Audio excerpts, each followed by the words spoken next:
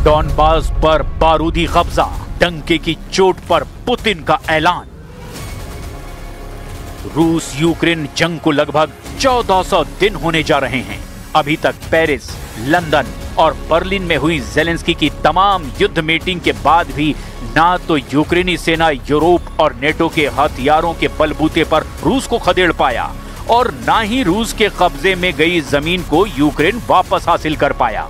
अब खबर यह है कि रूस ने अमेरिका को दो टूक कह दिया है कि अगर यूक्रेन जल्द ही युद्ध विराम करने पर तैयार नहीं होता है तो रूस जबरदस्त हमले करके यूक्रेन को तबाह कर डालेगा और यूक्रेन के डॉनबास पर पूरी तरह से कब्जा कर लेगा। लगभग 4 साल से चल रही इस भीषण जंग में हालात इस कदर संगीन हो गए हैं कि राष्ट्रपति पुतिन की सीधी धमकी के बीच यूरोपीय देशों ने भी बड़ी जंगी तैयारियां शुरू कर दी है।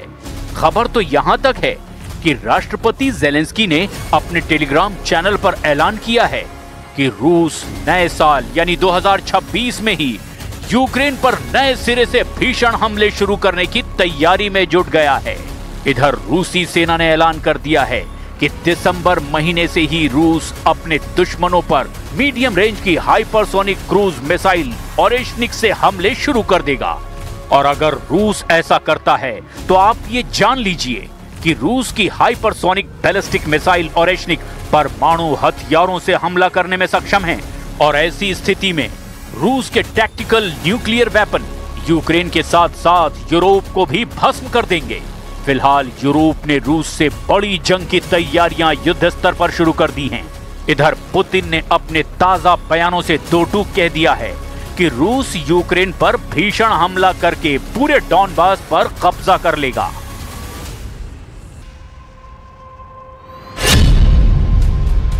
ज़ेलेंस्की की नेटो को चेतावनी, 2026 में रूस का बड़ा हमला।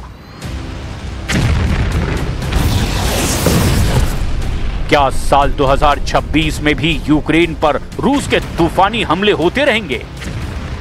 ये दावा खुद ज़ेलेंस्की ऐसे वक्त में कर रहे हैं जब अमेरिका रूस यूक्रेन जंग को रुकवाने के लिए एड़ी चोटी का जोर लगा रहा है।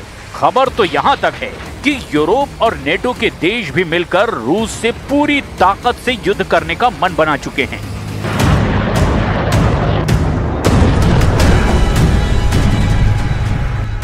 रूस भी अच्छी तरह से जान चुका है कि यूरोपीय और नेटो देश किसी भी कीमत पर युद्ध विराम नहीं होने देंगे और यही वजह है कि पुतिन ने मॉस्को में रूसी सैन्य कमांडरों के साथ हुई मीटिंग में दो टूक कह दिया कि रूसी सेना किसी भी कीमत पर यूक्रेन पर हमले कम नहीं करेगी और हमले बेहद तेज होंगे।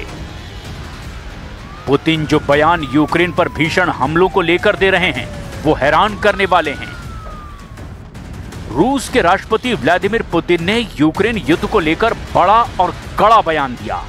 उन्होंने साफ कहा कि अगर शांति वार्ता रूस की शर्तों के मुताबिक आगे नहीं बढ़ी तो रूस यूक्रेन में अपने नियंत्रण वाले इलाकों का और विस्तार करेगा। पुतिन ने ये चेतावनी वरिष्ठ सैन्य कमांडरों की वार्षिक बैठक में दी है। उन्हें संकेत दिया कि कूटनीति विफल हुई तो रूस सैन्य ताकत के दम पर अपने लक्ष्य हासिल करेगा।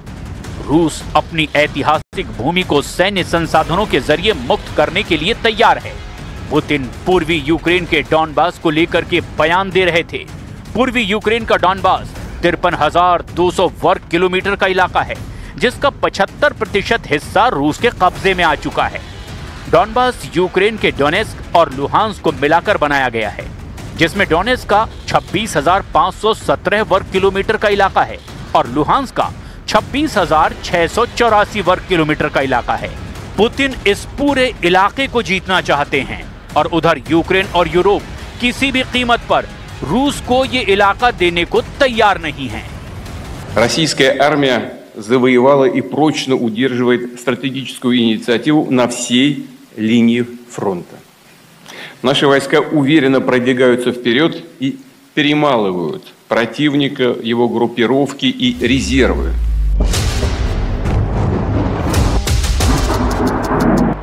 रूसी सेना का दावा है कि वो पूरे फ्रंट लाइन पर रणनीतिक बढ़त बनाए हुए है।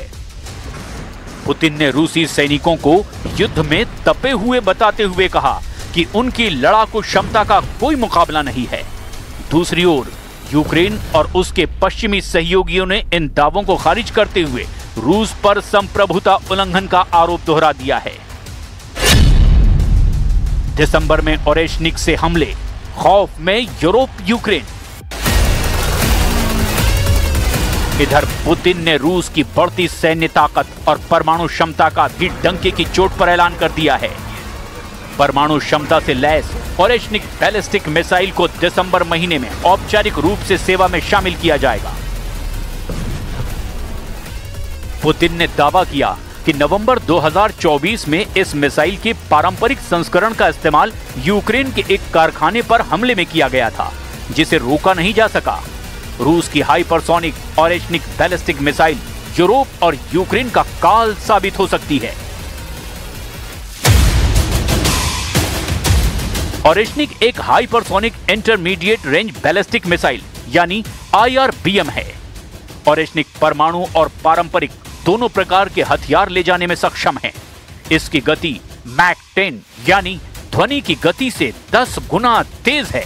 इसकी मारक क्षमता लगभग 5,500 से लेकर 6,000 किलोमीटर तक आंकी गई है। एक ही मिसाइल अलग अलग लक्ष्यों पर एक साथ कई वॉरहेड गिरा सकती है। अपनी अत्यधिक गति और उड़ान के दौरान दिशा बदलने की क्षमता के कारण इसे वर्तमान में अधिकांश एयर डिफेंस सिस्टम के द्वारा रोकना लगभग असंभव माना जाता है।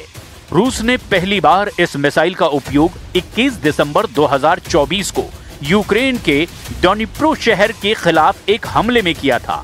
अब यही मिसाइल बड़े पैमाने पर यूक्रेन से लेकर यूरोप तक दिसंबर 2025 से ही तबाही मचाना शुरू कर देगी।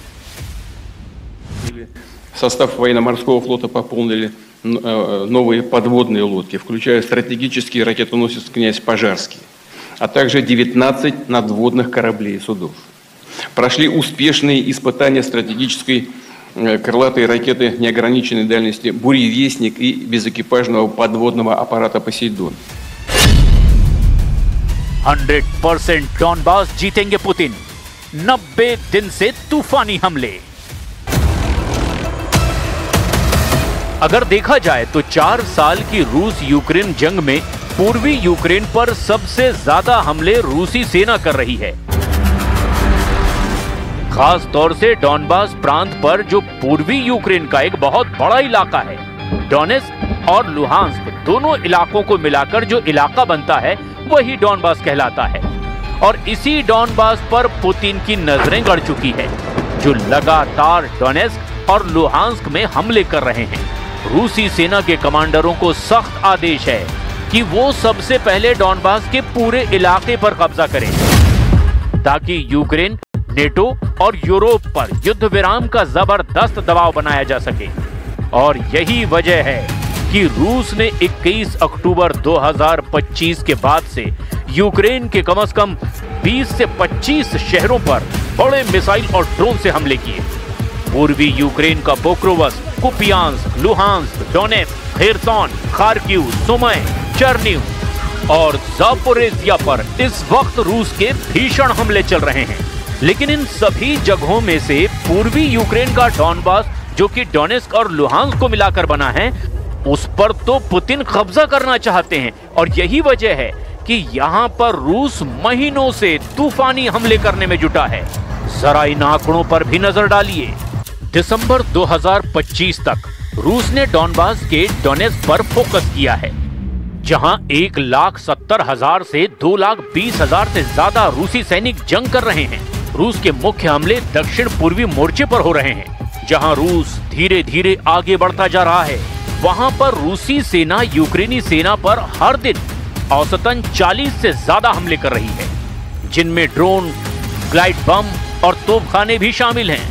अब तक के रूसी मिसाइल और ड्रोन हमलों की कुल संख्या यूक्रेन पर 37,000 से भी ज्यादा बताई जा रही है, जिनमें से बड़ा हिस्सा पूर्वी यूक्रेन के डॉनबास पर केंद्रित है।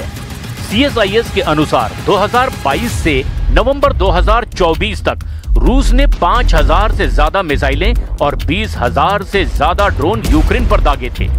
लेकिन साल 2025 में अब तक रूस ने 2024 के मुकाबले 2 गुने मिसाइल और ड्रोन हमले यूक्रेन पर कर दिए हैं। ISW के मुताबिक 2025 में रूसी सेना ने यूक्रेन के डॉनबास पर रोजाना 170 ज्यादा हमले किए हैं, जिनमें से 40% से ज्यादा हमले तो रूस के तोपखानों और ड्रोन से किए गए हैं। जनवरी 2024 से दिसंबर 2025 तक रूस ने 5,828 से ज्यादा ड्रोन, 27 से ज्यादा बैलिस्टिक मिसाइलें और 115 से ज्यादा क्रूज मिसाइलें दागी है। रूस के कुल हमलों में से डॉनबास पर ही 60 से 70% हमले किए गए हैं, यानी अकेले डॉनबास पर ही रूसी सेना 4,000 से ज्यादा घातक हमले कर चुकी है। Важчих моментів нашої історії. Зараз тиск на Україну один з найважчих. Зараз Україна може опинитися перед дуже складним вибором. Або втрата гідності, або ризик втрати ключового партнера. Або складні 28 пунктів, або вкрай важка зима. Найважча та подальший ризик. ऐसे हालात में देखना होगा यूक्रेन और यूरोप रूसी हमलों से निपटने के लिए आखिर क्या करते हैं।